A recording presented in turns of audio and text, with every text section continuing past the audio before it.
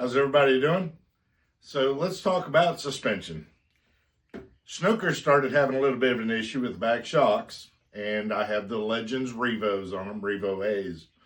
And got hold of Legends, sent them off to them, and got them rebuilt. All right, here's what we've been waiting on. Hard to do one-handed. Oh, isn't that beautiful?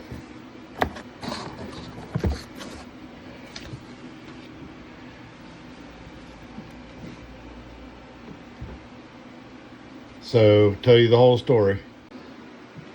All right. The Legend shocks are put on. They're all torqued and set. Got the sag adjusted. So let's put this thing together and take her on test drive. So we got the shocks back on, got them all adjusted out, and did a test drive all the way to Savannah, Georgia. Even whenever Mama got on it, could notice the big difference. So I'd suggest if you don't have Legends shocks, look into them. If you do, they have a warranty, and get hold of Legends. They are an excellent company to work with.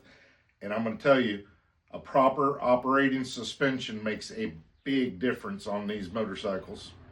Y'all ride safe. Stay tuned. We'll have some more videos.